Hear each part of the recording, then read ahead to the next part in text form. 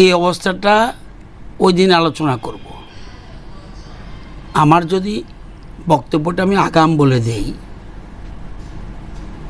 এটা জিনিসটা সুন্দর হবে না। কারণ আপনি তো এমনভাবে প্রশ্ন করছেন যেন বিরোধীরা যেন রেডি হয়ে আসে আমার কথা। আমি ওইখানে আমার বক্তব্যটা রাখবো। আমার যদি সমস্ত স্টক খুলে দেই তাহলে কীভাবে হবে? কিন্তু ইস্যুটা গুরুত্বপূর্ণ, সেজন্য আমরা অ্যাপিল করছি। আমরা কোনো রাজনৈতিক দলকে ছোট করে দেখছি না।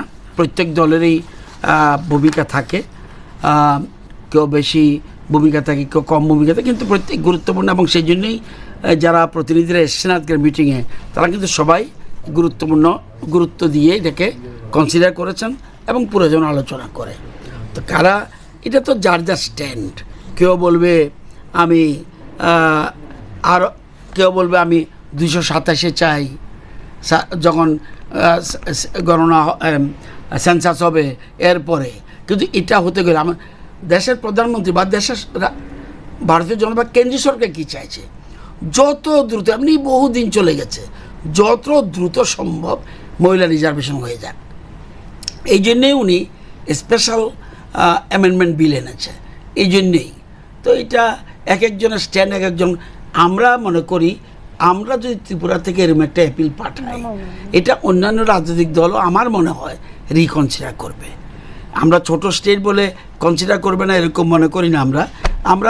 আমরা কেন অগ্রণী ভূমিকা নেব না? অনেক রাজ্যে আমরা জানেন, পঞ্চায়েতের অনেক রাজ্যে কিন্তু 50% রিজার্ভেশন নেই। তাহলে আমরা তো ত্রিপুরা পড়ছে 50%, এবং 50 যেমন আমাদের দলের এখানে বিধানসভায় মহিলা জিতে এসছে অনেকে। আবার দেখবেন সিপিএমের একজনও নেই, কংগ্রেসের একজনও নেই।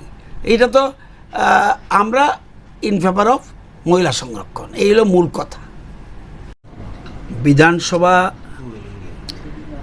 একদিনের জন্য মাননীয় অধ্যক্ষ মহোদয় আহ্বান করেছেন, কারণ ওনার কাছে 17 জন সদস্যা চিফ হুইপ কল্যাণী রায় সহ একটা দরখাস্ত দিয়েছে, পিটিশন দিয়েছে, যে একটা বিষয় নিয়ে, বিষয়টা হলো নোটিশ অফ মোশনের বিষয়বস্তু, ইংরেজি না বলে বাংলা বলছি, ভারতীয় নারীদের সাংবিধানিক অধিকারকে আরও সুদৃঢ় ও সুরক্ষিত করার লক্ষ্যে এই সভা দেশের সকল সংসদীয় রাজনৈতিক দলের মধ্যে ঐক্যমত প্রতিষ্ঠার আহ্বান জানাচ্ছে এবং কেন্দ্রীয় সরকারকে আন্তরিকভাবে অনুরোধ করছে যে 2011 সালের জনগণনার ভিত্তিতে সীমানা পুনর্নির্ধারণ, মানে ডিলিমিটেশন যেটা বলি, এই ডিলিমিটেশন প্রক্রিয়া দ্রুত শুরু করার জন্য অবিলম্বে প্রয়োজনীয় পদক্ষেপ গ্রহণ করা হয় এবং একই সঙ্গে সংবিধানের 131তম সংশোধনী বিল, যে বিলটার নাম নারী শক্তি বন্ধন অধিনিয়ম, সংশোধনের লক্ষ্যে পুনরায় উদ্যোগ গ্রহণ করা হয়, যাতে লোকসভা ও রাজ্য বিধানসভাগুলিতে নারীদের জন্য মোট আসনের 1/3 সংরক্ষণ কার্যকর করা নিশ্চিত করা যায়। এই বিষয়টা নিয়ে 17 জন এই বিধানসভার সদস্যা একটা চিঠি দিয়ে স্পিকারকে। স্পিকার এই জন্য বিধানসভা ডেকেছেন। সাধারণত বিধানসভা ডাকতে হলে মহামান্য রাজ্যপাল লাগে, কিন্তু স্পিকার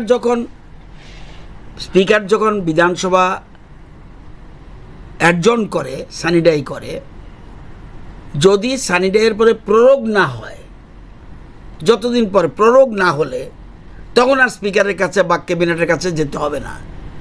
সেখানে ইচ্ছা করলে স্পিকার মিটিং ডাকতে পারে। এই উপলক্ষেই উনি, যেহেতু গুরুত্বপূর্ণ একটা বিষয় ওনার সামনে এসেছে, সেই জন্য উনি সভা আহ্বান করেছেন। এই জন্য সভা আহ্বান করেছেন 30 তারিখ। তো বিধানসভা হলেই বিএসসির একটা মিটিং হতে হয়। তো বিএসসির মিটিংয়ে শুধুমাত্র একটা এজেন্ডার জন্য বিধানসভা আহ্বান করেছেন এবং অবিচুরি রেখেছেন। অবিচুরি মানে আমরা যাদের, আমাদের রাজ্যের প্রাক্তন মন্ত্রী কার্তিক কন্যা দেববর্মা উনি উনি মারা গেছেন, ওনার স্মৃতিচারণ করা হবে। আর আশা ভোসলে উনিও দেহত্যাগ করেছেন, সেজন্য এই দুজনের অবিচরি করে বিএসসি রিপোর্টটা গ্রহণ করে সারা দিনের জন্য এই বিষয়টা নিয়ে আলোচনা হবে। বিভিন্ন রাজনৈতিক দলের প্রতিনিধিরা বক্তব্য রাখবে, যারা বিধানসভা আছে, ট্রেজারি, অপোজিশন, সব মিলিয়ে আলোচনা হবে। এবং এই মোশনটা অ্যাডপ্ট করে আমরা সমস্ত রাজনৈতিক দলের কাছে আহ্বান করছি থ্রো সেন্ট্রাল গভর্নমেন্ট, যাতে এটা পুনরায় উত্থাপন করে অতি দ্রুত, কারণ এমনিতেই আমাদের দেশে অনেক দেরি হয়ে গেছে